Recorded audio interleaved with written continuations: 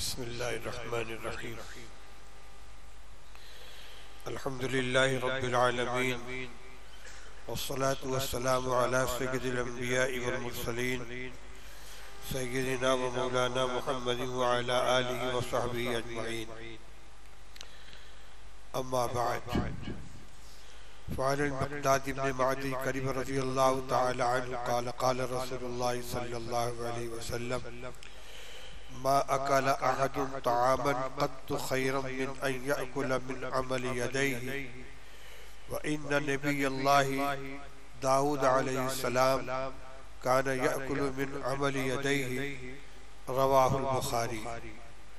وعن أبي هريرة رضي الله تعالى عنه قال قال رسول الله صلى الله عليه وسلم إن الله طيب لا يقبل إلا طيبا وإن الله أمر المؤمنين بما أمر به المرسلين فقال يا أيها الرسل كلوا من الطيبات واعملوا صالحا وقال تعالى يا أيها الذين آمنوا كلوا من طيبات ما رزقناكم. ثم يذكر الرجل يطيل السفر أشعث أغبر يمد يديه إلى السماء يا ربي يا ربي ومطعمه حرام ومشربه حرام وملبسه حرام وغذي بالحرام فأنى يستجاب لذلك رواه مسلم. محترم بزرگ و عزیز اور بھائیوں، آج درس کے لیے جو عنوان اختیار کیا گیا ہے وہ باب الکسب و طلب الحلال ہے، یعنی کمائی کرنا اور حلال آمدنی حاصل کرنے کی کوشش کرنا. یہ شریعت کا ایک بہت اہم باب ہے اور بہت زیادہ اس کی تاکید کی گئی ہے. دو چیزیں ہیں، ایک تو یہ کہ روزی کی تلاش کرنا یہ بندے کا کام ہے. ایک روایت ہے طلب کسب الحلال فریضۃ بعد الفریضہ، پاکیزہ آمدنی کو تلاش کرنا یہ بھی دیگر فرائض کے ساتھ ایک فریضہ ہے. یعنی یہ کہنا کہ اللہ تعالیٰ رازق ہے، مقدر کی روزی مل کر رہے گی لہٰذا ہاتھ پاؤں چلانے کی ضرورت نہیں ہے، ایسا نہیں ہے. روزی اللہ نے مقدر میں لکھی ہے لیکن بندے کو مکلف بھی کیا ہے. یہ دنیا دار الاسباب ہے، اسباب اختیار کرو، ذرائع آمدنی حلال اختیار کرو، اللہ تعالیٰ اسی راستے سے روزی عطا فرمائیں گے. تو فرمائے کہ طلب کسب الحلال فریضۃ بعد الفریضہ، پاکیزہ کمائی کی تلاش یہ بھی فرائض کے بعد کا ایک فریضہ ہے. ابھی میں نے آپ کے سامنے دو روایتیں پڑھی ہیں. پہلی روایت حضرت مقداد بن معدی کریم رضی اللہ تعالیٰ عنہ کی ہے. فرماتے کہ رسول اللہ صلی اللہ علیہ وسلم نے ارشاد فرمایا ما اکل احد طعاما قط خیرا من ان یاکل من عمل یدیہ، کسی آدمی نے کبھی کوئی کھانا اس کھانے سے بہتر نہیں کھایا جو اس نے اپنے ہاتھ کی کمائی کا کھایا ہو. دستکاری، محنت، خود محنت کر کے جو کمائی ہے اس کمائی سے بہتر کوئی کمائی نہیں ہے. اور فرمایا کہ اللہ کے نبی حضرت داؤد علیہ السلام خود اپنے ہاتھ کی کمائی کھاتے تھے.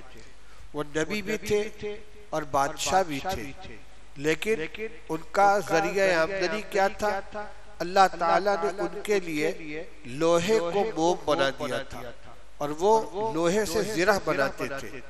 لوہے کو جس طریقے سے موم کو موڑا جاتا ہے اس طریقے سے اللہ تعالیٰ نے ان کے ہاتھ میں لوہے کو ملائم کر دیا تھا اور وہ اس کے ٹکڑے کرتے تھے، اس کو ملتے تھے، اس کی کڑیاں بناتے تھے اور کڑیوں کو جوڑ کر زرہ بناتے تھے اور اسی زرہ کو فروخت کر کے اس کی آمدنی سے وہ کھانا کھایا کرتے تھے. اور بہت سے بزرگوں کے حالات میں یہ چیز ملتی ہے کہ خوشحالی کے باوجود وہ اپنی آمدنی اپنے ہاتھ کی کمائی سے کرتے تھے. اورنگزیب عالمگیر جن کو غیر مسلموں نے بڑا بدنام کر رکھا ہے، وہ تمام مغل بادشاہوں کے اندر بہت نیک اور صالح بادشاہ تھے. وہ قرآن پاک کی کتابت کرتے تھے اور کتابت کی آمدنی سے وہ اپنا خرچہ چلاتے تھے. حضرت مفتی محمود صاحب نقبل اللہ مرقدہ نے قصہ سنایا کہ چونکہ وہ عالم تھے، ملا جیون رحمت اللہ علیہ سے انہوں نے پڑھا تھا باقاعدہ.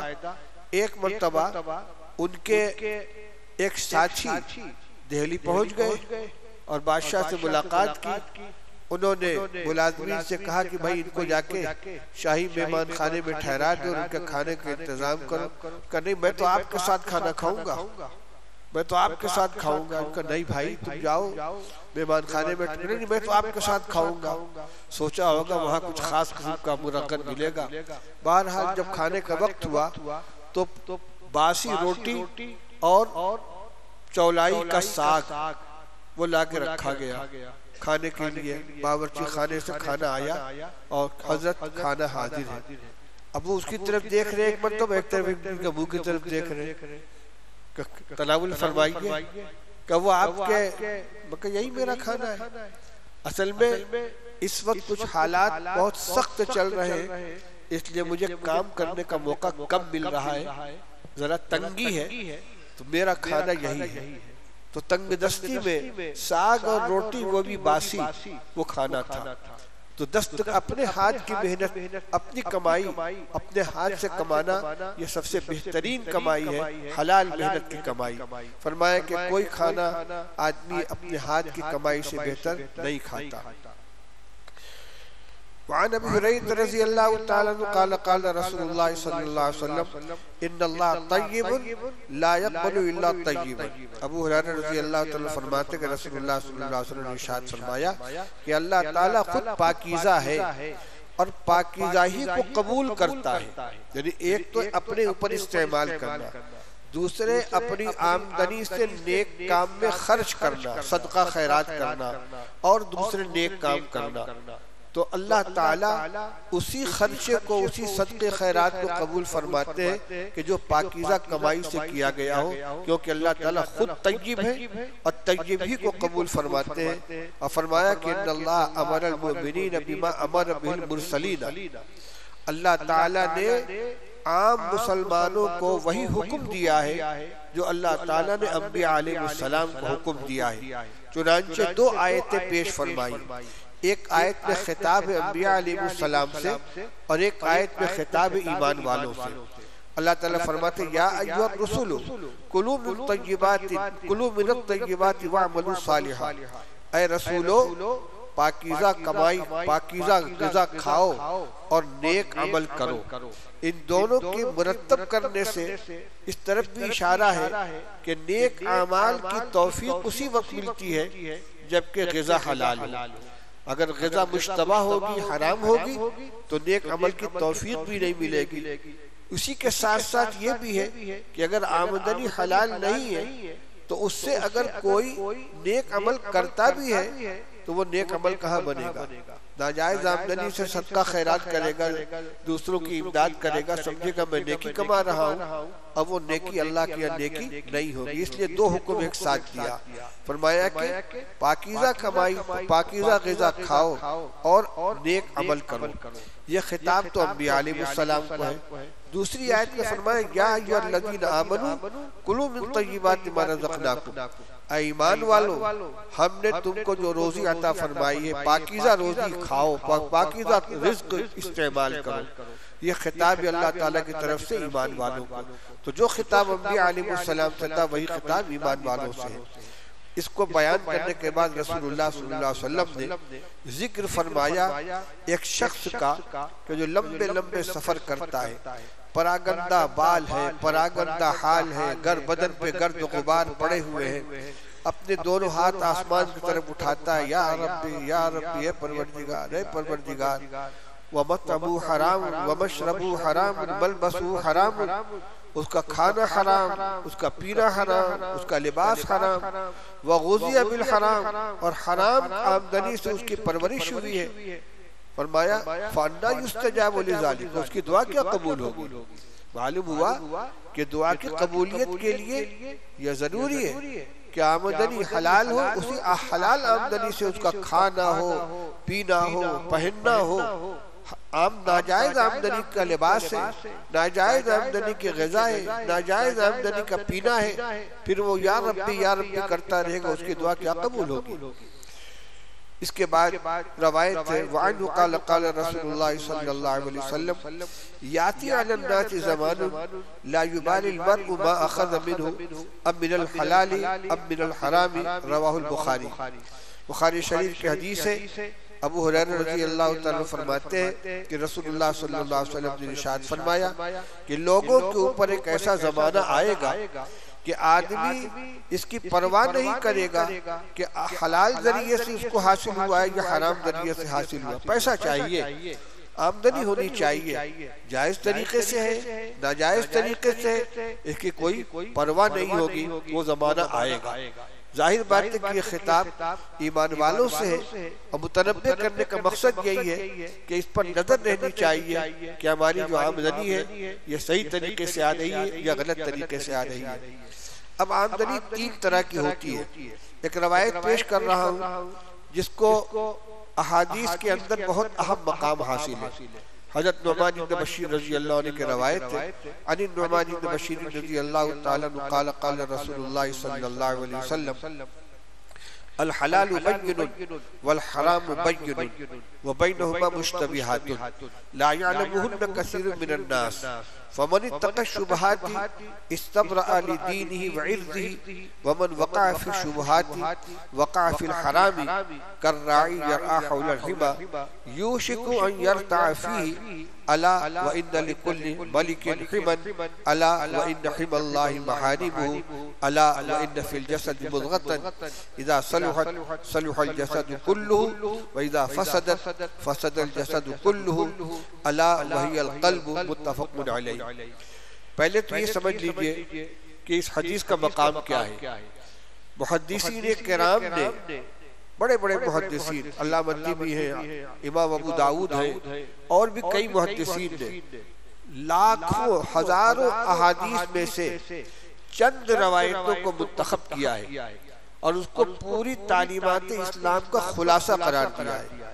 کسی نے 3 روایت کا انتخاب کیا ہے، کسی نے 4 روایت کا، جس میں ایک تو انما الاعمال بالنیات کی روایت ہے جس میں نیت کی درستگی کو بیان کیا گیا ہے، ایک یہ روایت ہے جو ابھی آپ کے سامنے آ رہی ہے، ایک وہ حدیث ہے جس میں فرمایا گیا کہ تم میں سے کوئی اس وقت تک مسلمان نہیں ہوگا جب تک کہ اپنے بھائی کے لیے وہی پسند نہ کرنے لگے جو اپنے لیے پسند کرتا ہے۔ ایک وہ روایت ہے جس میں فرمایا گیا کہ من حسن اسلام المرء ترکہ ما لا یعنیہ، کہ آدمی کے اسلام کی خوبی یہ ہے کہ لا یعنی سے اپنے آپ کو بچائے۔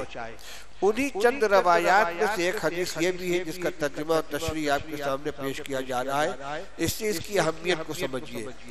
اس کے راوی حضرت نعمان بن بشیر رضی اللہ تعالیٰ عنہ ہے، بہت نوعمر صحابی، حضور صلی اللہ علیہ وسلم کے زمانے میں یہ بچے تھے، یہ نابالغ تھے، لیکن ان کی حدیث بڑی قیمتی ہے اور بخاری شریف اور مسلم شریف کے اندر اس کو اہمیت کے ساتھ ذکر کیا گیا ہے۔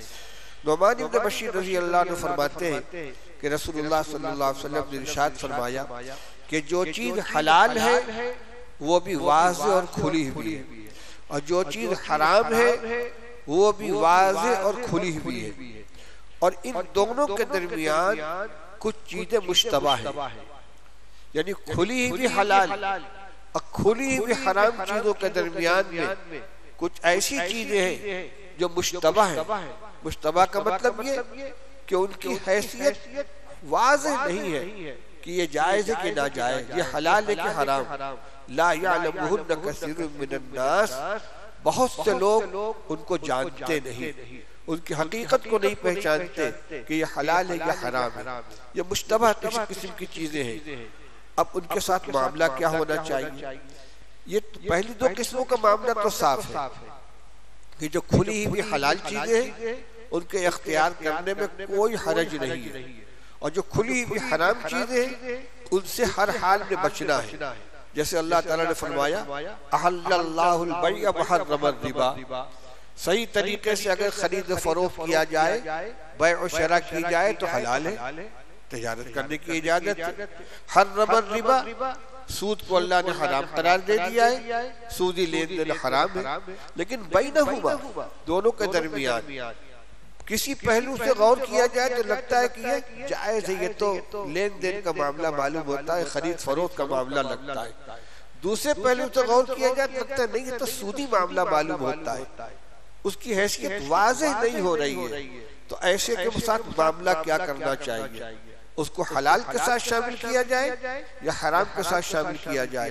رسول اللہ صلی اللہ علیہ وسلم فرماتے ہیں من اتقى الشبہات استبرأ لدینہ وعرضہ، جو شخص ایسی مشتبہ چیزوں سے بچ کر رہتا ہے، پرہیز کرتا ہے، یعنی عملی طور سے اس کے ساتھ وہ معاملہ کرتا ہے جو ناجائز چیزوں کے ساتھ ہوتا ہے۔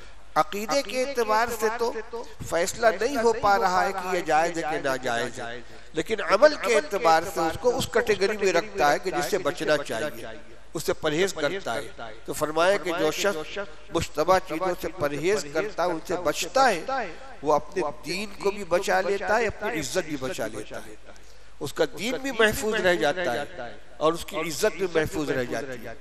دین اس طرح محفوظ رہ جاتا ہے کہ جو چیز مشتبہ ہے اس کے بارے میں احتمال دونوں ہے نا، جائز بھی ہو حقیقت کے اعتبار سے اور ناجائز ہو، ہم نے اس کو استعمال کر لیا اور حقیقت کے اعتبار سے وہ ناجائز تھی تو حرام کا ارتکاب کرنے والے بنے، ہمارا دین مجروح ہوا، گناہ ہوا، اور آبرو اس طریقے سے کہ جو کام مشتبہ ہوتا ہے لوگوں کی نظر میں بھی وہ قابل اعتراض ہے۔ اگر کوئی دیندار آدمی کوئی ایسا کام کرے تو لوگ اس پر انگلی اٹھائیں گے، اچھا دیکھو مولانا صاحب فلاں کام کر رہے ہیں، مولانا صاحب فلاں کام کر رہے ہیں، ماشاءاللہ تم دیندار آدمی ہے، فلاں صاحب تو نمازی ہے 5 وقت کے، انہوں نے ایسا کام کر لیا۔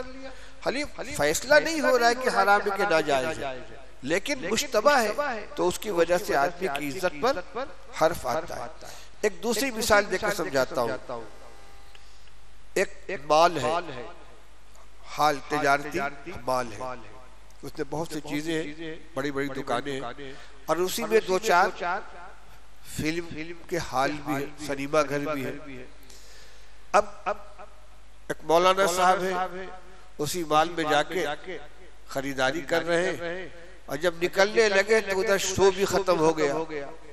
اب ایک بھیڑ نکل رہی ہے سنیما دیکھ کر نکلنے والوں کی، اور اسی بھیڑ میں حضرت بھی تشریف لا رہے ہیں، حالانکہ یہ سنیما دیکھنے نہیں گئے تھے، لیکن جب اس بھیڑ میں نظر آئے مولی صاحب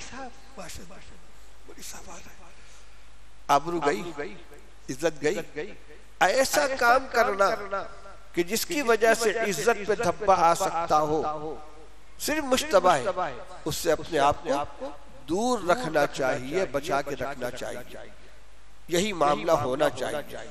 اور بھائی سمجھانے کے لیے میں آپ سے کہتا ہوں کہ دنیاوی معاملات میں ہم لوگ ہمیشہ مشتبہ چیزوں کو حرام میں شامل کرتے ہیں، یعنی شرعی مشتبہ اور حرام نہیں کہہ رہا ہوں، یعنی ایک وہ چیز ہے جو استعمال کرنے کی ہے، ایک وہ چیز ہے جو استعمال کرنے کی نہیں ہے لیکن کچھ بیچ کی چیز ہے، تو ایسی چیز کو ہم اسی میں رکھتے ہیں۔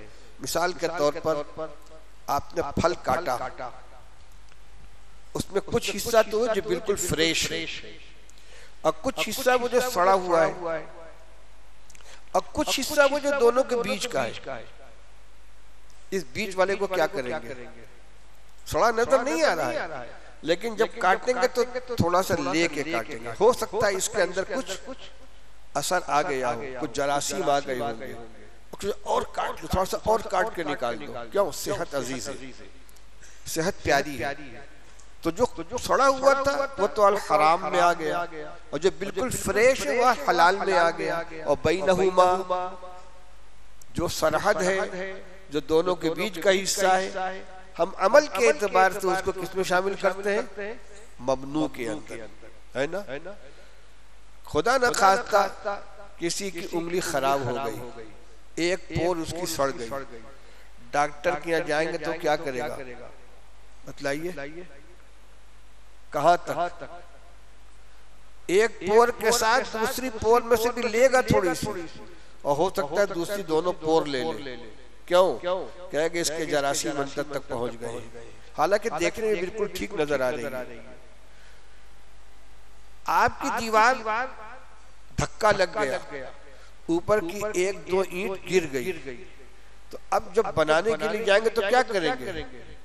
اس کے اوپر مسالہ ڈال کے جوڑنا شروع کر دیں گے، کھٹ کھٹ کریں گے، جہاں سے ہلکا لگ رہا ہے سب کو اتار دیں گے، یہ بھی کمزور ہو گئی ہے، اور اس کے بعد پھر دیوار اٹھائیں گے۔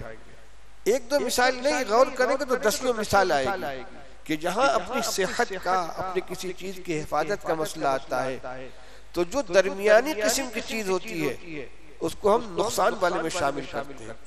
یہاں یہی تعلیم دی جا رہی ہے کہ کوئی معاملہ ایسا ہے، تجارتی معاملہ ہے، خرید و فروخت کا معاملہ ہے، کمائی کا معاملہ ہے، سمجھ میں نہیں آتا کہ یہ جائز ہے کہ ناجائز ہے، تو کوئی مجبوری نہیں کہ اس کو اختیاری کیا جائے، اس سے بچنا چاہیے۔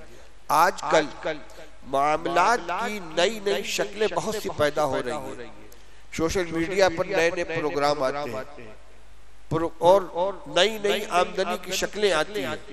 ہمارے نوجوان بے محنت کی کمائی کے شوق میں اس میں مبتلا ہو جاتے ہیں، اور غور کیا جائے تو نتیجے کے اعتبار سے گھس کے دیکھا جائے تو وہ ناجائز نکلتی ہے۔ اگر کھلی بھی ناجائز نہیں تو کم سے کم مشتبہ ضرور ہو جاتی ہے۔ کوئی بھی معاملہ ہو، فقہا کا یہ ضابطہ ہے کہ معاملات کی تمام شکلوں کے اصول و ضوابط کتابوں میں مرتب کر دیے گئے۔ بیع و شراء کے مسائل ہیں، اس میں مضاربت ہے، شرکت ہے اور اجارہ ہے۔ جب کوئی مالی معاملہ آتا ہے تو مفتیان کرام سب سے پہلے یہ متعین کرتے ہیں کہ معاملات میں سے کس شکل کے اندر یہ آ رہا ہے۔ یہ شرکت کا معاملہ ہے، اجارہ کا معاملہ ہے، مضاربت کا معاملہ ہے، جس قسم کا معاملہ ہوگا پھر اس کے ضابطے کے تحت دیکھیں گے کہ جائز ہے کہ ناجائز۔ لیکن آج بہت سے ایسے معاملات سامنے آ رہے ہیں جن کی شکل ہی متعین نہیں ہو پاتی کہ اس کو خرید فروخت قرار دیا جائے، کہ اس کو شرکت قرار دیا جائے، کہ اس کو مضاربت قرار دیا جائے۔ ایسے قسم کیا کرنا چاہیے؟ حضور فرماتے ہیں کہ جو ایسی چیز سے بچے گا وہ اپنی عزت بھی بچا لے گا اور اپنے دین کو بھی بچا لے گا۔ اور اس کے بالمقابل من وقع فی الشبہات وقع فی الحرام، اور جو مشتبہ کے اندر جا پڑے گا وہ حرام میں جا پڑے گا۔ اگلا قدم اس کا کیا ہوگا؟ آج مشتبہ کا ارتکاب کیا ہے، مشتبہ چیز کو استعمال کیا، مشتبہ معاملے میں جا پڑا ہے، اگلا قدم اس کا کیا ہوگا؟ کھلے ہوئے حرام کا مرتکب ہو بیٹھے گا۔ آپ نے ایک بہت اچھی مثال دے کر سمجھایا، کالراعی یرعی حول الحمى یوشک ان یرتع فیہ، فرمایا جیسے چرواہا جو ممنوع چراگاہ کے ارد گرد اپنے جانور کو چرائے، قریب ہے کہ وہ ممنوع چراگاہ کے اندر جانور کو داخل کر دے۔ طریقہ یہ تھا اسلامی حکومت کے زمانے میں کہ جو عام چراگاہ ہوتی تھی جہاں لوگ اپنے جانوروں کو چرانے کے لیے جاتے تھے، اس کا کچھ حصہ شاہی چراگاہ کے طور پر، سرکاری چراگاہ کے طور پر محدود کر دیا جاتا تھا، گھیر دیا گیا میڑ کے ذریعے سے، چھوٹی سی چہار دیواری کے ذریعے سے، کہ بھئی یہ حصہ جتنا اندر کا ہے اس کے اندر صرف سرکاری جانور، شاہی جانور چریں گے، عام آدمی کو اس کے اندر جانور چرانے کی اجازت نہیں۔ اس کو حما کہتے ہیں، محفوظ چراگاہ۔ اور اس کے باہر کی جو جگہ ہے وہ عوام کے لیے ہے، جو چاہے یہاں جانور کو چرائے۔ رسول اللہ صلی اللہ علیہ وسلم فرماتے ہیں کہ جو ہوشیار چرواہا ہوگا وہ اس ممنوع چراگاہ سے دور رہے گا، اپنے جانور کو وہاں لے کر نہیں آئے گا۔ جو بالکل ممنوع چراگاہ کے قریب پہنچ جائے گا تو ہو سکتا ہے کہ جانور بے قابو ہو جائے اور چھلانگ مار کے اندر چلا جائے، اور وہ اندر گیا اور یہ چرواہا پکڑا گیا، مجرم قرار پایا، سزا پائے گا۔ اور زیادہ واضح کر دوں، دونوں چراگاہوں کو الگ کرنے کے لیے ایک میڑ سی بنی ہوئی ہے، پگڈنڈی، اس کے باہر کا حصہ جو ہے وہ عوام کا ہے اور اس کے اندر کا حصہ شاہی چراگاہ ہے، لیکن یہ میڑ کس کی ہے؟ یہ مشتبہ ہے۔ اگر اس اعتبار سے دیکھیں کہ ممانعت تو اندر کی ہے تو اس کی اجازت معلوم ہوتی ہے، اور اگر اس اعتبار سے دیکھیں کہ اجازت تو باہر کی ہے تو یہ ممنوع معلوم ہوتا ہے۔ اسی کو مشتبہ کہتے ہیں کہ کسی پہلو سے وہ جائز نظر آئے اور کسی پہلو سے وہ ناجائز نظر آئے۔ اب جو آدمی اپنا جانور لے کر وہاں پہنچ گیا اور اس میڑ کے اوپر کی گھاس چرانے لگا اپنے جانور کو، یہ مشتبہ کا ارتکاب کر رہا ہے۔ جانور تو جانور ہے، اس کو اندر کی گھاس زیادہ ہری ہری نظر آئے گی، بس منہ مار دے گا اندر کو، چھلانگ مار دے گا۔ بس اسی طریقے سے یہ نفس کا گھوڑا جس پر ہم سوار ہیں، اس کو دو راستے دیے گئے کہ دیکھو یہ حلال آمدنی کا میدان ہے، اس میں سے کمائی کرو، کھاؤ پیو استعمال کرو، اور یہ اندر ممنوع جگہ ہے، اس میں جانے کی اجازت نہیں ہے، یہ حما ہے۔ اگر گنجائش کی آخری حد تلاش کرے گا آدمی، رخصت تلاش کرے گا، مولی صاحب کچھ گنجائش نکال دیجئے، اس میں کچھ حرج ہے، کچھ گنجائش ہے کہ نہیں ہے؟ گنجائش کی آخری حد تک جو آدمی جائے گا اس کا اگلا قدم کہاں ہوگا؟ حرام کے اندر ہوگا۔ فرمایا رسول اللہ صلی اللہ علیہ وسلم کر راعی یرعا حول الحما یوشک ان یرتع فی، جیسے چرواہا جو محفوظ ممنوع چراگاہ کے ارد گرد جانور کو چرائے، قریب ہے کہ وہ اس کے اندر جا پڑے۔ الا وَإِنَّ لِكُلِّ مَلِكٍ حِمًا الا وَإِنَّ حِمَ اللَّهِ مَحَارِمُهُ، سن لو ہر بادشاہ کی ایک ممنوع محفوظ چراگاہ ہوتی ہے، اور سن لو کہ اللہ کی ممنوع چراگاہ اس کی حرام کی ہوئی چیزیں ہیں۔ جیسے چراگاہ کے اندر جانے کی اجازت نہیں ہے، اسی طریقے سے اللہ تعالیٰ نے جن چیزوں کو حرام قرار دے دیا ہے اس کے ارتکاب کرنے کو، ان کو اختیار کرنے کی اجازت نہیں ہے۔ لیکن مثال میں یہ بات سمجھا دی گئی کہ اس ان ممنوعات کے اور ان حلال چیزوں کے درمیان میں کچھ ایسی چیزیں بھی ہوں گی کہ جو مشتبہ ہوں گی۔ مومن کا کام یہ ہے کہ ان مشتبہ چیزوں سے بھی اپنے آپ کو بچائے۔ لہذا آمدنی کے وہ ذرائع، تجارت کی وہ شکلیں جو واضح نہ ہو، جن کے بارے میں کھٹک پیدا ہو جائے کہ یہ صحیح ہے کہ غلط ہے، ایمان والے کا کام یہ ہے کہ اس کو چھوڑ کر جائز راستوں میں سے کوئی راستہ اختیار کرے۔ الا وَإِنَّ فِي الْجَسَدِ مُضْغَةً اِذَا صَلُحَتْ صَلُحَ الْجَسَدُ كُلُّهُ وَإِذَا فَسَدَتْ فَسَدَ الْجَسَدُ كُلُّهُ الا وَهِيَ الْقَلْبُ۔ رسول اللہ صلی اللہ علیہ وسلم ارشاد فرمایا، سنو، جس میں انسانی میں گوشت کا ایک ٹکڑا ہے، جب وہ ٹھیک ہو جاتا ہے تو پورا بدن ٹھیک ہو جاتا ہے، اور جب وہ خراب ہو جاتا ہے تو پورا بدن خراب ہو جاتا ہے۔ گوشت کے اس ٹکڑے کا نام قلب ہے۔ یہ قلب جو سینے کے اندر بیٹھا ہوا ہے یہ بادشاہ ہے، اس جسمانی حکومت کا بادشاہ ہے، اسی کا حکم چلتا ہے۔ باقی تمام اعضاء جو ہیں اس میں کچھ تو اس کے لیے خبریں فراہم کرنے والے ہیں، کچھ اعضاء۔ آنکھ کا کام آنکھوں کے ذریعے سے چیزوں کو دیکھ کر مرئیات کا علم حاصل کرنا، کان سے آواز کو سن کر قلب تک اطلاع پہنچانا، ہاتھ سے کسی چیز کو چھو کر اس کی نرمی، سختی، گرمی، ٹھنڈک کو پہچاننا، اسی طرح ناک سے کسی چیز کو خوشبو کو سونگنا، یہ سب آلات ہیں جو معلومات فراہم کرنے والے ہیں۔ زبان سے کسی چیز کو چکھ کر اس کی مٹھاس، اس کی کڑواہٹ، اس کی گرمی، اس کی ٹھنڈک کو پہچاننا، یہ سب معلومات فراہم کرنے والے ادارے ہیں۔ پھر اس کا مشیر کار جو ہے وہ دماغ ہے، یہ دل دماغ سے مشورہ کرتا ہے، فیصلہ خود کرتا ہے، آخری فیصلہ دل کا ہوتا ہے۔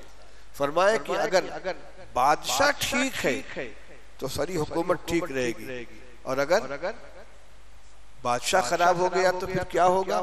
اندھیر نگری چوپٹ راج، تو اندھیر نگری چوپٹ راج ہو جائے گا۔ دل اگر بگڑا ہوا ہے، اس کی اصلاح نہیں کی گئی ہے، گناہوں سے اس کو سیاہ کر رکھا ہے، اللہ کی معرفت سے خالی، اللہ کے خوف سے خالی ہے، اس کے لیے حرام و حلال کی کوئی پرواہ نہیں ہے۔ ابھی پہلی روایت آئی تھی کہ ایک زمانہ آئے گا جس میں آدمی اس کی پرواہ نہیں کرے گا کہ حلال ذریعے سے حاصل کر رہا ہے یا حرام ذریعے سے حاصل کر رہا ہے، اس لیے اس کی فکر کرو۔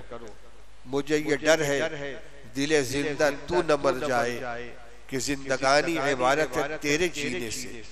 دل اگر زندہ ہے تو آدمی زندہ ہے، اور دل اگر مردہ ہو گیا تو پھر کیا ہوگا؟ پھر پورا نظام جسمانی خراب ہو جائے گا۔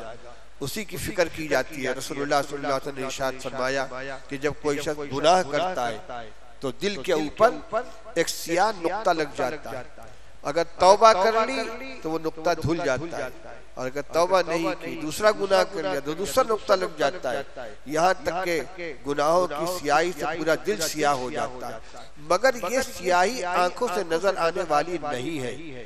اگر سینہ چیر کے دیکھیں گے تو ایک کافر کا دل اور ایک مسلمان کا دل صورت کے اعتبار سے ایک ہی جیسا نظر آئے گا، لیکن ایک معنوی سیاہی ہے۔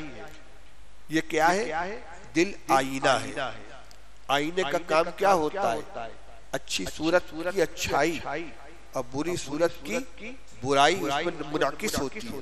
خوبصورت چہرہ آئینے کے سامنے آئے گا تو آئینہ بتائے گا کہ بہت خوبصورت ہے، اور بد شکل چہرہ سامنے آئے گا تو آئینہ بتائے گا درپن جھوٹ نہ بولے، وہ حقیقت کو آشکارا کر دیتا ہے۔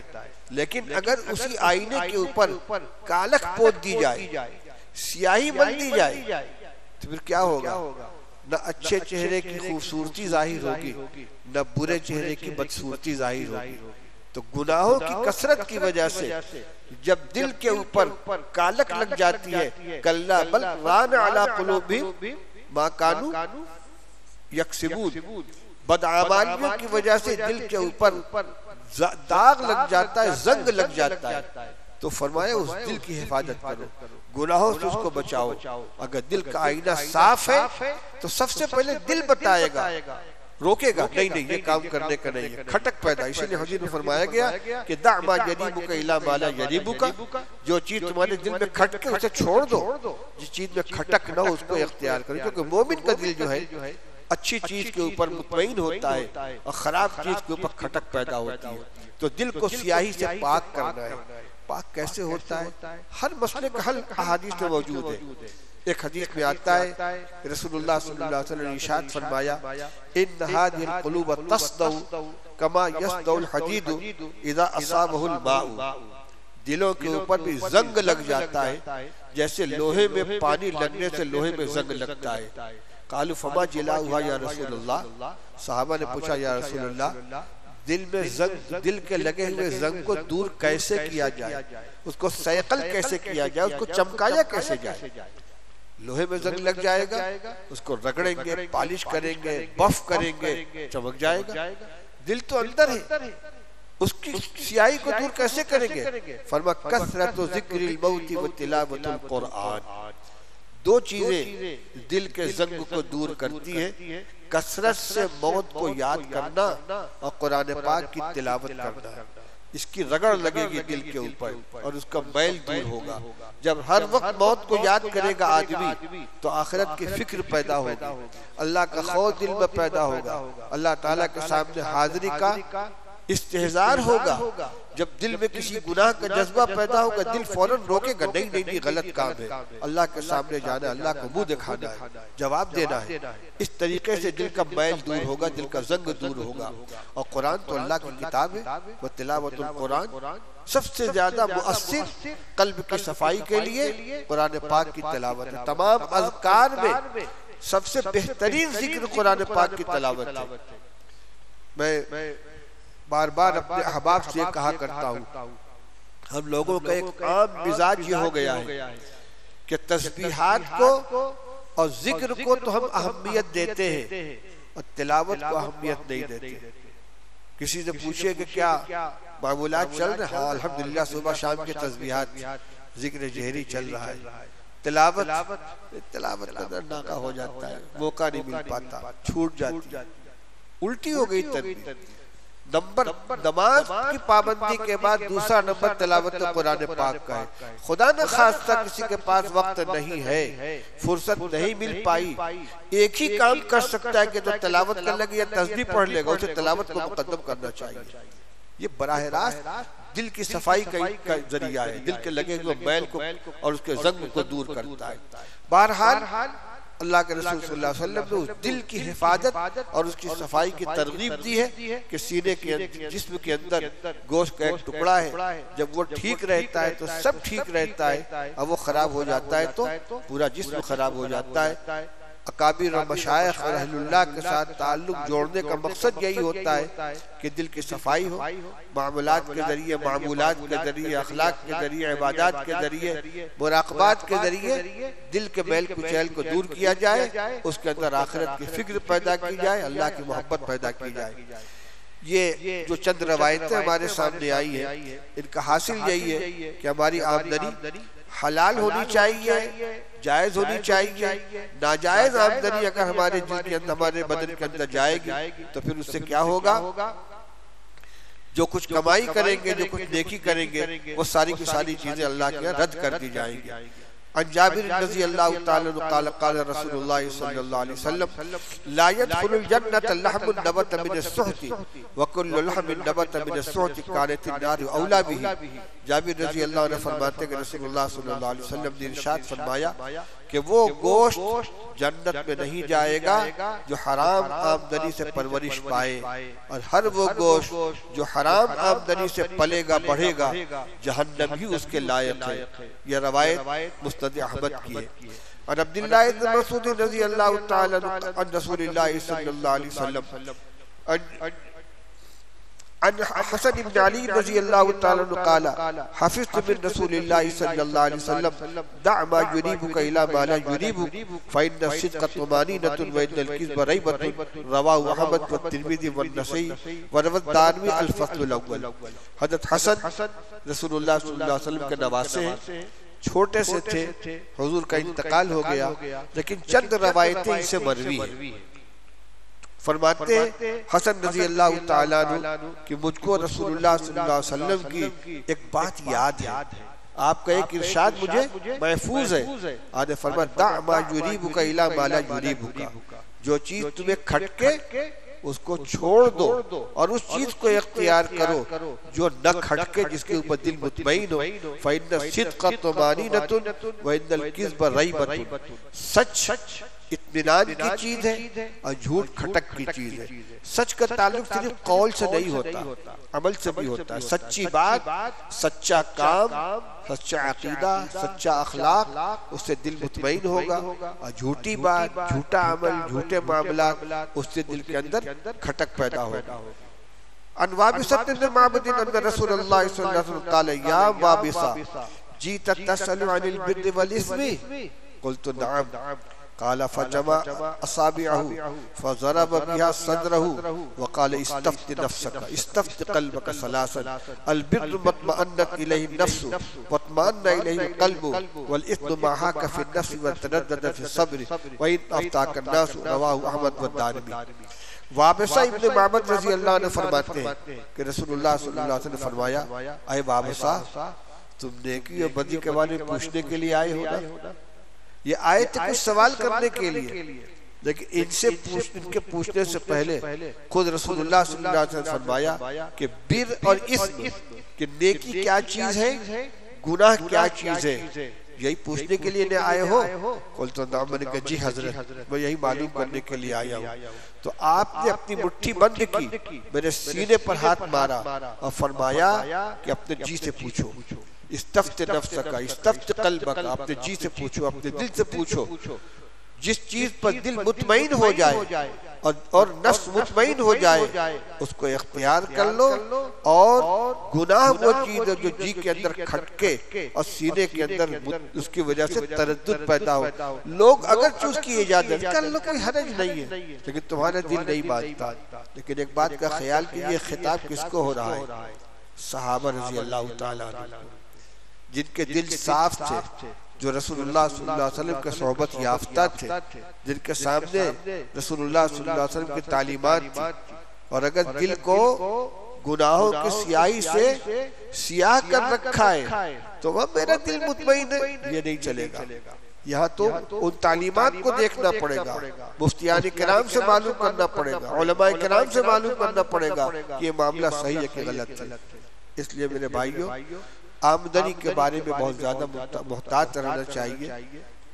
روایتیں تو بہت سی ہیں، بس میں یہ ایک مختصر سی بات یہ کہنا چاہتا ہوں کہ ہم کمائی کے کسی بھی مشغلے میں ہو، ہمیں اس پر نظر رکھنی چاہیے کہ صحیح آمدنی ہے کہ نہیں ہے۔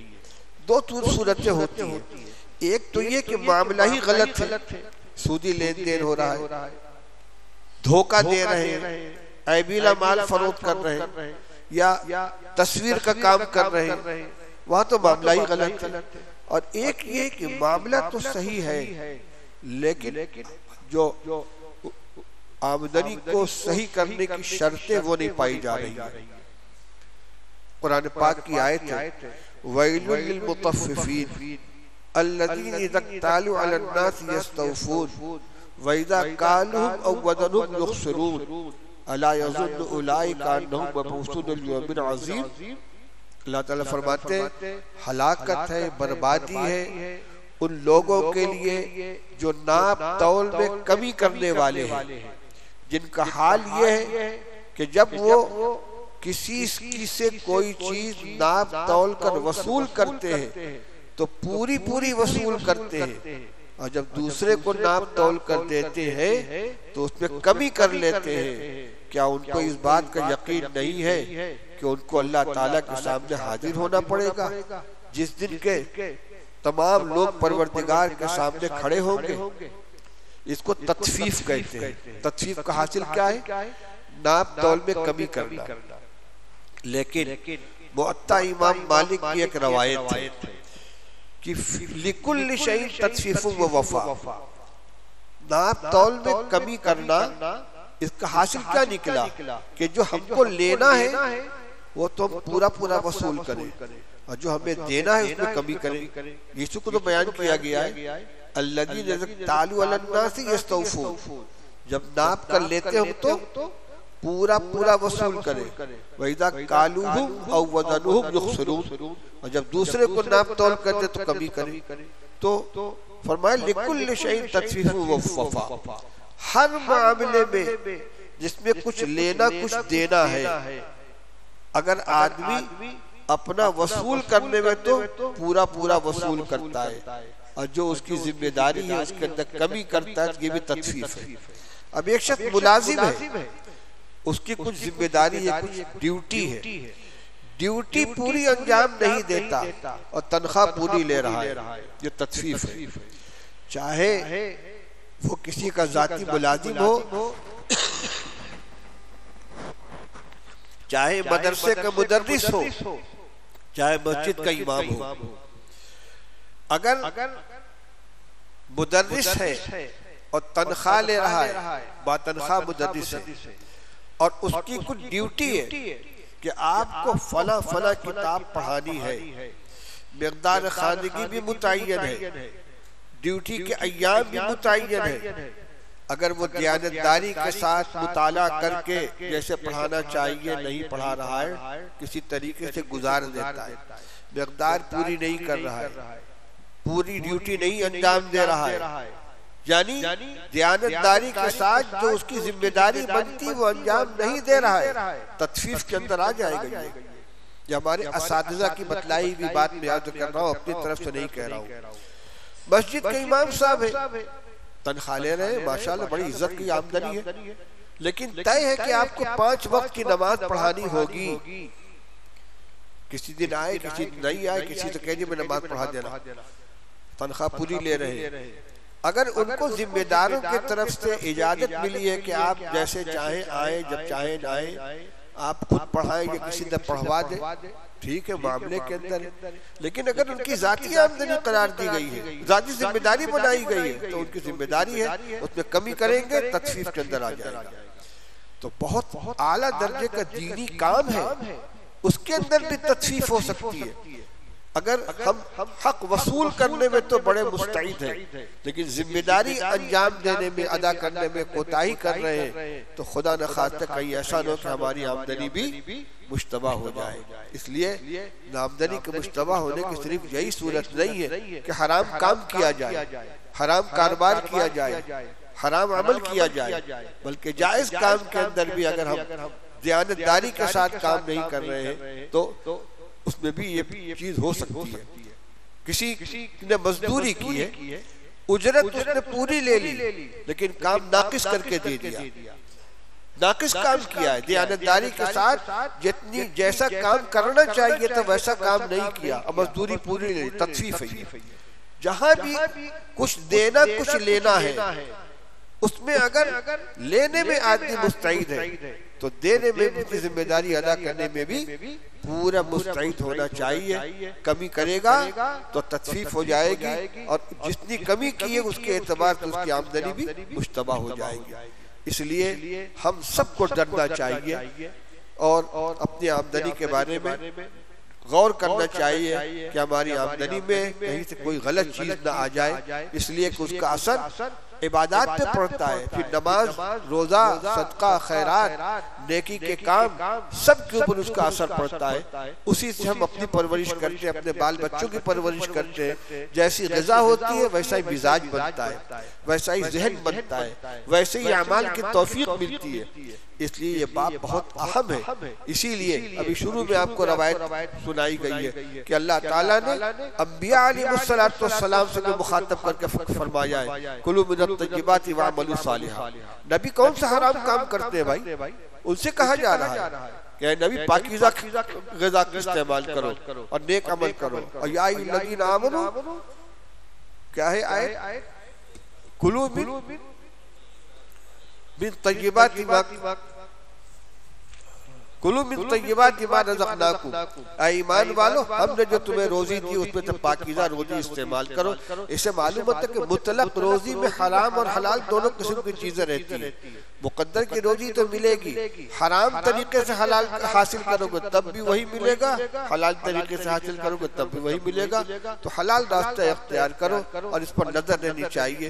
اتنا اہم مسئلہ ہے کہ انبیاء علیہ السلام کو مخاطب کر کے اللہ تعالیٰ فرماتے یا ایھا الرسول کلوا من الطیبات واعملوا صالحا. اور رسول اللہ صلی اللہ علیہ وسلم فرماتے دیکھو اللہ تعالیٰ نے جو ہدایت انبیاء علیہ السلام کو دی تھی وہی ہدایت عام مسلمانوں کو دی ہے.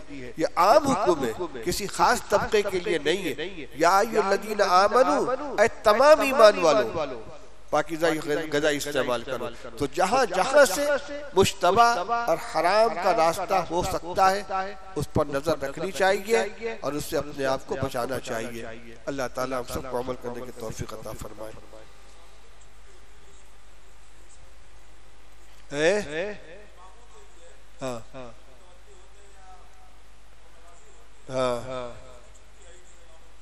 نہیں معاملہ ہو جانا چاہیے. جو متولی ہے، جو ذمہ دار ہے، جب کوئی کہیں امامت کی ذمہ داری سنبھالے تو معاملہ صاف کرنے کہ ہماری ڈیوٹی کتنی ہے.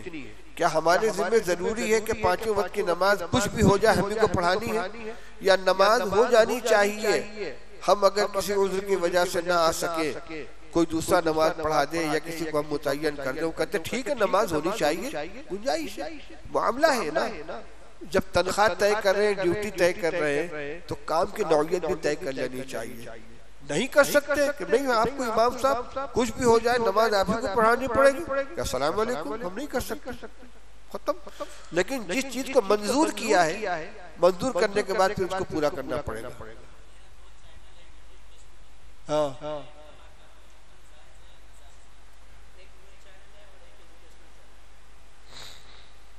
بھائی اس کے بارے میں آپ کسی دارالفتہ میں تفصیل پیش کر کے مسئلہ معلوم کیجئے، میں نہیں بتا پاؤں گا کیا نوعیت ہے اس کی تفصیل لکھیے اور کسی دارالفتہ میں بھیج کے اس کا جواب حاصل کیجئے. دعا کر لو بھائی.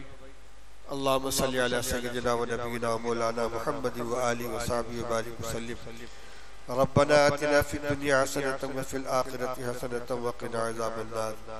ربنا لا تجعلنا فتنة للقوم الظالمین ونجنا برحمتك من القوم الكافرين اللهم اكفنا بحلالك عن حرامك وأغننا بفضلك عمن سواك اللهم بارك لنا في الحلال وجنبنا الحرام حيثما كان وأينما كان اللهم قنعنا بما رزقتنا وبارك لنا فيه واخلفنا في كل غائبة منك بخير يا حي يا قيوم برحمتك نستغيث أصلح لنا شأننا كله ولا تكلنا إلى أنفسنا طرفة عين ربنا أعنا على ذكرك وشكرك وحسن عبادتك ربنا اغفر لنا ولإخواننا الذين سبقونا بالإيمان ولا تجعل في قلوبنا غلا للذين آمنوا ربنا إنك رؤوف رحيم واعف عنا واغفر لنا وارحمنا أنت مولانا فانصرنا على القوم الكافرين اللهم وفقنا لما تحب وترضى من القول والفعل والعمل والنية والهدى اللهم إنا نسألك العفو والعافية والمعافاة الدائمة في الدنيا والآخرة اللهم إنا نسألك رضاك والجنة ونعوذ بك من سخطك والنار اللهم إنا نعوذ بك من جهد البلاء ودرك الشقاء وسوء القضاء وشماتة الأعداء اللهم إنا نعوذ بك من الهم والحزن ونعوذ بك من الجبن والبخل ونعوذ من غلبة الدين وقهر الرجال اللهم حبب إلينا الإيمان وزينه في قلوبنا وكره إلينا الكفر والفسوق والعصيان واجعلنا من الراشدين غير خزايا ولا ندام ولا مفتونين رب اغفر وارحم وانت خير الراحمين یا اللہ ہم سب کے گناہوں کو معاف فرما دے ہماری کامل مغفرت فرما دے یا اللہ اس ماہ مبارک کی تمام برکتوں میں رحمتوں میں ہمارا حصہ مقدر فرما دے اے اللہ جو راتیں گزر چکی ہیں اے اللہ ان اعمال کے اندر بھی ہمارا حصہ مقدر فرما دے جو راتیں باقی رہ گئی ہیں اے اللہ ان کے اندر بھی نیک اعمال کی توفیق عطا فرما اے اللہ ہمارے روزوں کو قبول فرما لے ان میں صفات قبولیت پیدا فرما دے اے اللہ جو کچھ کوتاہیاں ہوئی ان کا حق ادا کرنے میں ان کو معاف فرما دے ہماری تراویح کو بھی قبول فرما لے اے اللہ پڑھنے اور سننے کو قبول فرما لے تلاوت کو بھی قبول فرما لے ذکر و تسبیح کو بھی قبول فرما لے اے اللہ مسجد کے اندر قیام کے دوران یہاں کے آداب کی رعایت کرنے میں جو کوتاہی ہوئی ہو اے اللہ اس کو معاف فرما کر اعتکاف کو قبول فرما لے حقیقی اعتکاف کے ثمرات سے مالا مال فرما اے اللہ اپنا سچا تعلق نصیب فرما اپنی محبت و معرفت نصیب فرما اپنے ہمارے دلوں کو اپنی معرفت کے نور سے منور فرما اے اللہ ہمیں نیکیوں کا شوق عطا فرما برائیوں سے نفرت عطا فرما ہمیں حلال کمانے کی حلال جگہ خرچ کرنے کی توفیق عطا فرما اے اللہ ہمیں اپنی ذمہ داریوں کا احساس نصیب فرما اے اللہ ہمارے بچوں کو لڑکیوں کو لڑکوں کو بوڑھوں کو جوانوں کو سب کو نیکی کی توفیق عطا فرما ہم سب کے ایمان کی عقیدے کی حفاظت فرما ہر طرح کی گمراہی سے حفاظت فرما ہر طرح کی ضلالت و غوایت سے حفاظت فرما فتنوں سے حفاظت فرما اے اللہ ہمارے اوقاف کی حفاظت فرما ہمارے مساجد کی مدارس کی خانقاہوں کی قبرستانوں کی اے اللہ پوری حفاظت فرما اے اللہ ان پر ڈاکہ ڈالنے کی جو کوششیں ہو رہی ہیں اے اللہ ان کو ناکام فرما دے اے اللہ جو کوششیں اس کاروائی کو روکنے کے لیے ہو رہی ہیں اے اللہ اس کے اندر مدد فرما اپنی مدد شامل حال فرما اے اللہ اس ملک کے اندر مسلمانوں کی جان مال عزت آبرو کی حفاظت فرما ہمارے حالات کو درست فرما دے اے اللہ خوف و دہشت کو دلوں سے نکال دے طمانینۃ قلبی نصیب فرما اے اللہ دشمنوں کے شر سے حفاظت فرما ان کے سازشوں سے حفاظت فرما اے اللہ ہمیں سچا پکا ایمان نصیب فرما اپنے بچوں کی صحیح تعلیم دینے کی توفیق عطا فرما آپس میں دلوں میں الفت و محبت پیدا فرما ایک دوسرے کو حقوق ادا کرنے کی توفیق عطا فرما ماں باپ کی خدمت کرنے کی توفیق عطا فرما بڑوں کے احترام کی چھوٹوں پر شفقت کرنے کی توفیق عطا فرما حلال کمانے کی حلال جگہ خرچ کرنے کی توفیق عطا فرما حرام و مشتبہ سے پوری حفاظت فرما ہماری نیکیوں کو اپنے فضل سے قبول فرما ہماری برائیوں کو اپنے فضل سے معاف فرما ربنا آتنا فی الدنیا حسنۃ وفی الآخرۃ حسنۃ وقنا عذاب النار وصلی اللہ تعالی علی خیر خلقہ محمد وآلہ وصحبہ اجمعین برحمتک یا ارحم الراحمین